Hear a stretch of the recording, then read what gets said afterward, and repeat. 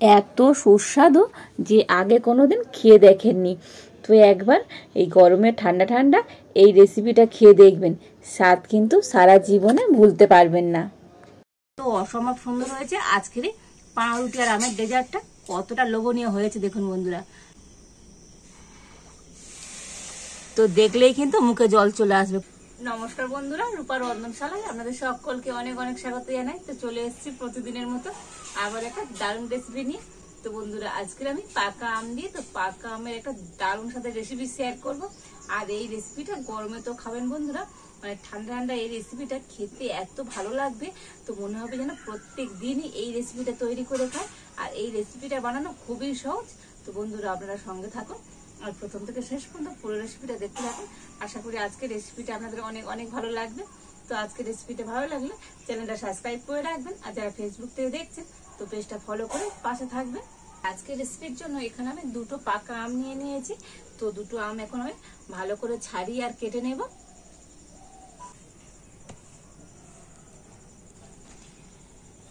তো প্রথমে আমি আমের খোসা কিন্তু একটু ভালো করে ছাড়িয়ে নেব।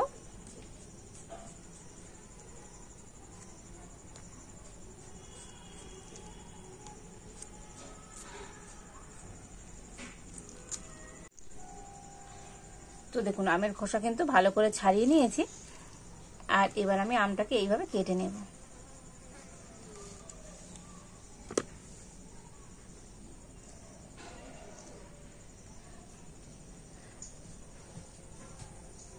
তো আমটা আমি এরকম মানে ছোট ছোট পিস করে কেটে নিচ্ছি। দুটো আম আমি এরকম পিস পিস করে কেটে নিয়েছি। আর এবার একটা মিক্সি জার নিয়ে নিয়েছি। আর এখন আমি কেটে নিয়ে আমগুলো মিক্সি জারের মধ্যে নিয়ে নেব।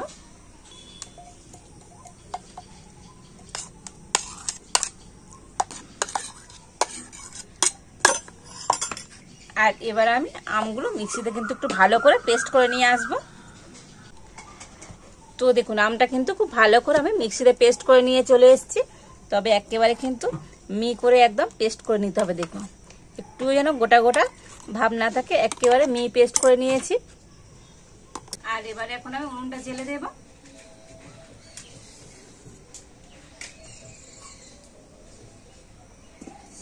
তো উনুন জ্বেলে উনুনে একটা কড়া বসিয়ে দিয়েছি। আর কড়াতে আমি দিয়ে দেবো আমের পাল্পটা।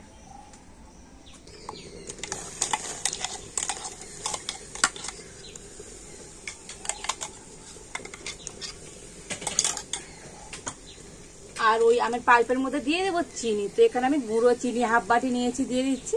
তো আপনারা চাইলে গোটা চিনিও দিতে পারেন। আর এখন আমি এই আমের পাল্পটা একটুখানি ফুটিয়ে আর ঘন করে নেব।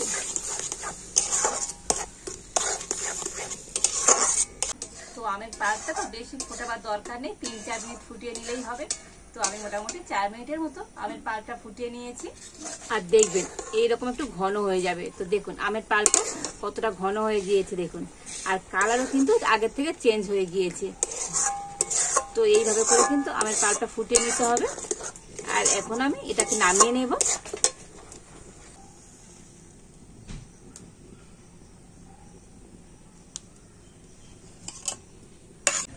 আর এবার আমি কড়াতে দিয়ে দেবো দুধ। তো এখানে আমি 250 গরুর দুধ নিয়েছি, তো দিয়ে দিচ্ছি। তো আপনাদের হাতের কাছে লিকুইড দুধ না থাকলে, মানে গরুর দুধ না থাকলে, তো আপনারা প্যাকেটের যে কোনো লিকুইড দুধ ব্যবহার করবেন, কিংবা গুঁড়ো দুধও জলে গুলে ব্যবহার করতে পারেন।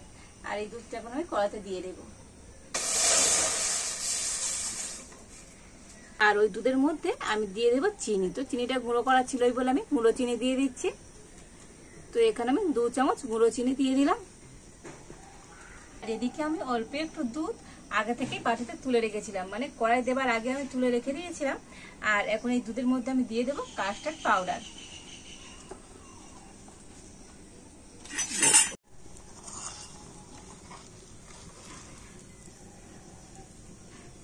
তো আমি 2 চামচ কাস্টার্ড পাউডার দুধের মধ্যে দিয়ে দিচ্ছি। তো খুব বেশি দেবার দরকার নেই, 2 চামচ দিলেই হবে। আর এখন আমি দুধের সাথে এই কাস্টার্ড পাউডারটা ভালো করে গুলে নেব। আর এই কাস্টার্ড পাউডার তো আপনারা যে কোনো কিন্তু মুদির দোকানে পেয়ে যাবেন। তো দেখুন কাস্টার্ড পাউডারটা আমি দুধের সাথে খুব ভালো করে গুলে নিয়েছি।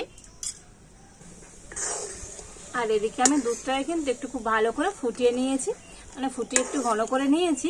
আর এবার আমি কাস্টার্ড পাউডার মেশানো দুধটা এই দুধের মধ্যে দিয়ে দেব। তো একবার আমি এইভাবে নেড়ে আর দেবো, যেহেতু কাস্টার্ড পাউডার তো তলায় বসে যাবে, সেই জন্য একটু নেড়ে আর এবার আমি দুধের মধ্যে দিয়ে দেব। তো কাস্টার্ড পাউডার দিয়ে এইভাবে নাড়লে দেখবেন দুধটা কিন্তু অনেকটাই ঘন হয়ে যাবে। আর দেখুন বন্ধুরা, কাস্টার্ড পাউডার দেওয়ার সাথে সাথে দুধটা কতটা ঘন হয়ে গেল, আর কিন্তু আর বেশি ফোটাবার দরকার নেই। এবার এটাকে আমি নামিয়ে নেব।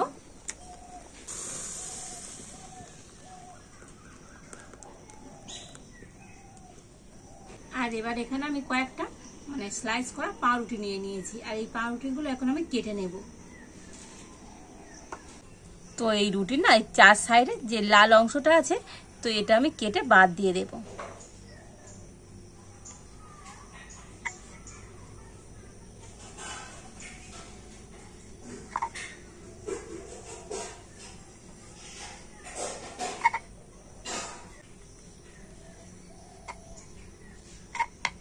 তো দেখুন এইভাবে করে কিন্তু আমি রুটিগুলো কেটে নেব। তো দেখুন এই রুটিগুলো কিন্তু চার সাইডে বাদ দিয়ে দিয়েছি।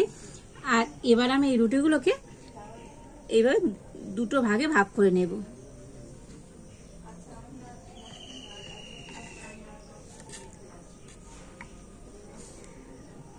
তো সব কটা রুটি আমি এরকম দু টুকরো করে নিচ্ছি। তো দেখুন সবগুলো রুটি আমি এরকম দুটো করে পিস করে নিয়েছি। আচ্ছা, এবারে আমি একটা এরকম কেক টিন নিয়েছি, আর রুটিগুলো এখন এর মধ্যে আমি সাজিয়ে নেব।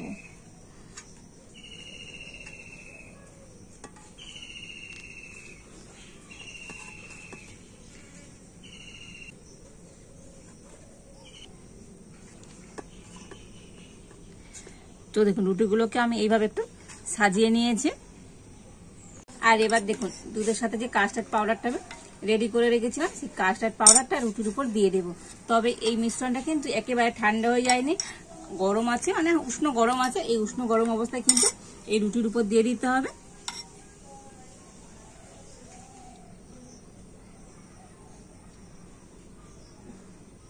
তো একটু গরম গরম দিলে কি হবে বলুন তো, রুটিটা কিন্তু খুব ভালো মতো মানে নরম হয়ে যাবে।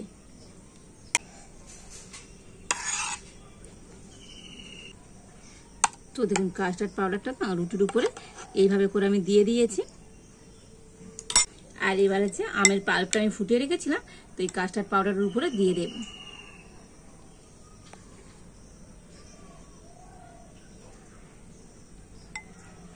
তো মোটামুটি আমি এখানে 3 চামচের মতো এই আমের পাল্প দিয়ে দিচ্ছি।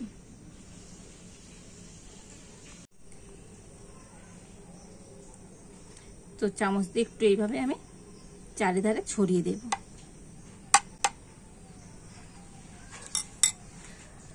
আবার আমি একটা করে রুটি নিয়েছি, এর উপরে আবারও দিয়ে দেব। তো বন্ধুরা এইভাবে আমি 3টে লেয়ার করব। তো আপনারা চাইলে 2টো লেয়ারও করে নিতে পারেন।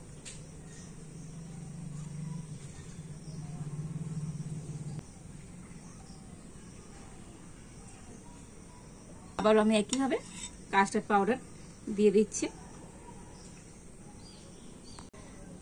তো আবারও কাস্টার্ড পাউডারের উপর আমি এই আমের পাল্পটা দিয়ে দিচ্ছি।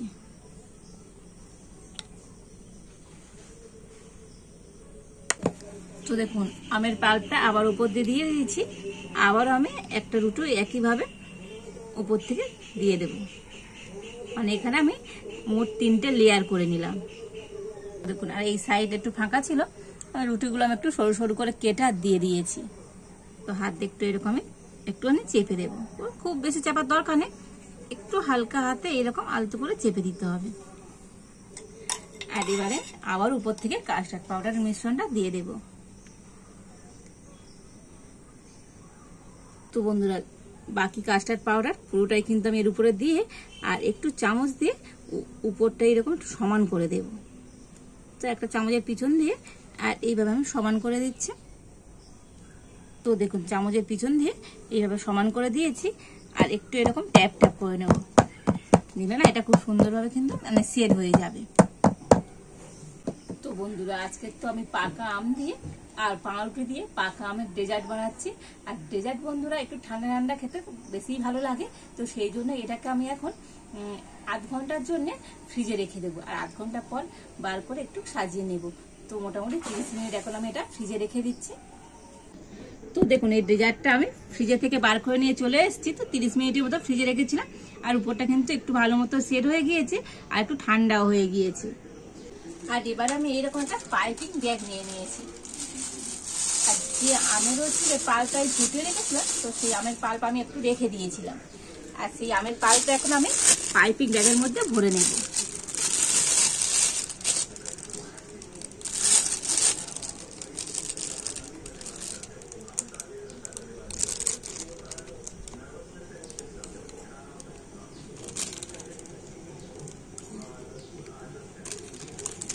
তো দেখুন আমের পাল্পটা আমি এইভাবে পাইপিং ব্যাগের মধ্যে ভরে নিয়েছি।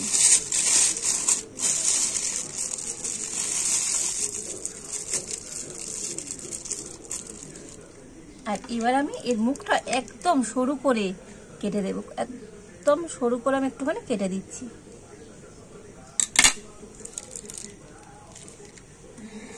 আর এবার আমি এই ডেজার্টটার উপরে একটুখানি ডিজাইন করে দেবো, এতে করে ডেজার্টটা দেখতে যেমন ভালো লাগবে, খেতে তো বন্ধুরা সুন্দর হবে।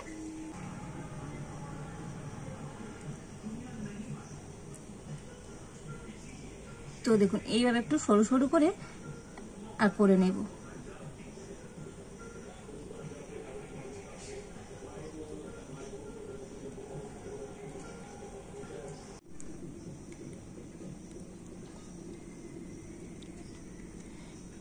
তো বন্ধুরা এই গরমে তো এইভাবে একবার ডেজার্টটা আপনারা বাড়িতে বানিয়ে দেখবেন, তো খেতে এত ভালো লাগবে, মানে এর স্বাদ তো সারা জীবন মুখে লেগে থাকবে।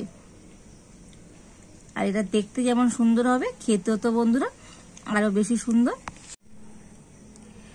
তো দেখুন আমের পাল্পটা দিয়ে তো ওপর থেকে খুব সুন্দর করে আমি দিয়ে দিয়েছি। আর দেখতে কত সুন্দর লাগছে দেখুন বন্ধুরা, দেখেছেন তো কতটা সুন্দর হয়েছে। এবার উপর থেকে আমি একটু মানে ড্রাই ফ্রুট দিয়ে দেবো। তো ড্রাই ফ্রুট বলতে এখানে আমি নিয়েছি মানে আলমন্ড বাদাম আর পেস্তা বাদাম।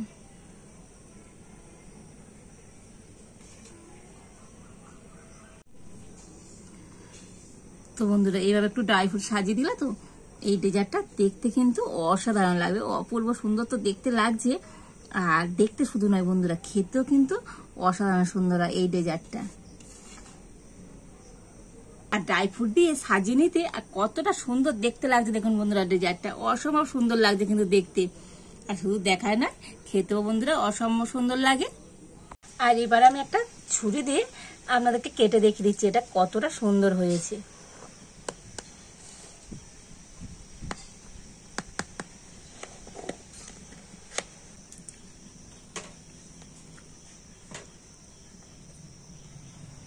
অসম্ভব সুন্দর হয়েছে আজকের পাউরুটি আর আমের ডেজার্টটা, কতটা লোভনীয় হয়েছে দেখুন বন্ধুরা, দেখতে যেমন হয়েছে আর খেতে তো বন্ধুরা দুর্দান্ত।